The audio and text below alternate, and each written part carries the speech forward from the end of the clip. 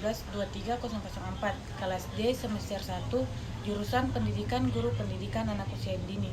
Tujuan pembuatan video ini untuk memenuhi tugas mata kuliah Bahasa Indonesia dosen pengampu Ibu Vidyawati Monoarfa, SPD MPD. Di sini saya akan menjelaskan materi tentang fungsi bahasa Indonesia, manfaat bahasa Indonesia, ragam bahasa lisan ilmiah, dan ragam bahasa tulisan ilmiah. Fungsi bahasa Indonesia memiliki beberapa tujuan antara lain: 1. Komunikasi. Bahasa Indonesia berfungsi sebagai alat komunikasi antar warga negara Indonesia.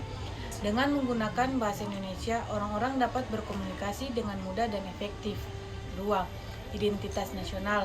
Bahasa Indonesia merupakan bahasa resmi Republik Indonesia yang berperan penting dalam membangun identitas nasional. Bahasa ini memperkuat rasa persatuan dan kebinekaan di antara seluruh warga negara Indonesia. 3. Pendidikan. Bahasa Indonesia digunakan sebagai medium pembelajaran di sekolah-sekolah di seluruh Indonesia. Fungsi bahasa Indonesia dalam bidang pendidikan adalah untuk memfasilitasi transfer pengetahuan dan pengembangan kemampuan berpikir serta berkomunikasi yang baik. 4. Administrasi. Bahasa Indonesia digunakan dalam berbagai lembaga pemerintah dan birokrasi sebagai alat administrasi. Bahasa ini menjadi bahasa resmi dalam penyusunan undang-undang, peraturan, dan dokumen-dokumen lainnya. 5. Media dan budaya. Bahasa Indonesia digunakan dalam media massa seperti koran, majalah, buku, dan televisi sebagai alat komunikasi dan penyebaran informasi. Selain itu, bahasa Indonesia juga digunakan dalam kesenian dan sastra sebagai saran ekspresi budaya dan identitas bangsa. Itulah beberapa fungsi bahasa Indonesia.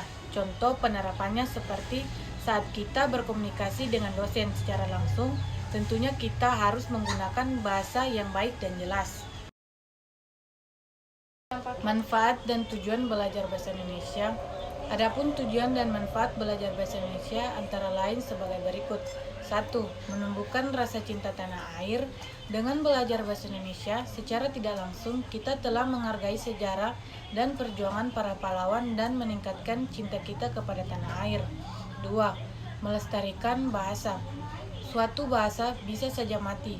Bahasa dianggap mati ketika sudah tidak ada lagi yang menuturkan dan tidak ada yang mempelajari. Dengan mempelajari bahasa Indonesia, secara tidak langsung kita sedang berupaya untuk melestarikan bahasa Indonesia. 3. Mempermudah komunikasi. Dengan belajar bahasa Indonesia, kita bisa dapat berkomunikasi dengan orang-orang yang berasal dari daerah yang berbeda. 4. Menambah wawasan dan pengetahuan. Manfaat belajar bahasa Indonesia juga dapat menambah wawasan dan pengetahuan. 5. Mengasah kemampuan nalar dan logika. Manfaat belajar bahasa Indonesia salah satunya adalah mampu mengasah kemampuan nalar atau logika. 6. Mengasah munculnya ide-ide baru dalam bahasa Indonesia. Kita juga akan belajar untuk membuat beragam karya sastra seperti pantun, puisi, dan lainnya. Tentu saja, untuk membuatnya membutuhkan ide-ide yang cemerlang agar bisa menghasilkan karya sastra yang indah dan enak dibaca untuk semuanya. 7. Membentuk kepribadian. Manfaat belajar bahasa Indonesia ternyata juga dapat membantu kita untuk membentuk kepribadian yang baik. 8. Mengurangi rasa gugup. Salah satu kompetensi dasar yang dipelajari dalam mata pelajaran bahasa Indonesia adalah keterampilan berbicara. Ragam bahasa ilmiah memiliki ciri khas yang berbeda dalam bentuk lisan dan tulisan. 1. Ragam bahasa ilmiah lisan. Dalam bentuk lisan, ragam bahasa ilmiah digunakan dalam situasi seperti presentasi, seminar, diskusi ilmiah, atau wawancara. Beberapa ciri khas ragam bahasa ilmiah lisan antara lain: 1. Penggunaan kosakata teknis yang sesuai dengan bidang ilmu yang dibahas. 2. Penggunaan kalimat yang formal dan terstruktur.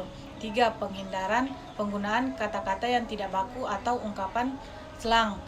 4. Pemaparan argumen yang logis dan jelas. 5. Penggunaan referensi dan sumber yang mendukung. 2.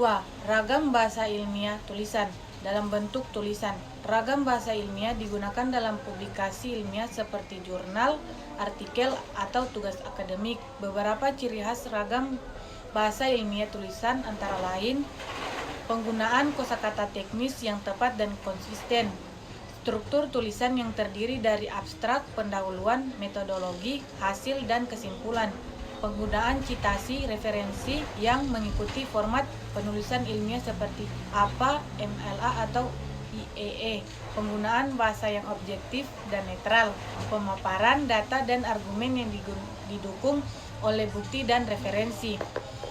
Dalam baik bentuk lisan maupun tulisan, penting untuk menjaga kejelasan, ketepatan, dan keakuratan informasi yang disampaikan sesuai dengan standar yang berlaku dalam bidang ilmu yang dibahas. Sekian video penjelasan materi dari saya. Bila ada kekurangan tolong dimaafkan. Billahi taufiq wal hidayah. Wassalamualaikum warahmatullahi wabarakatuh.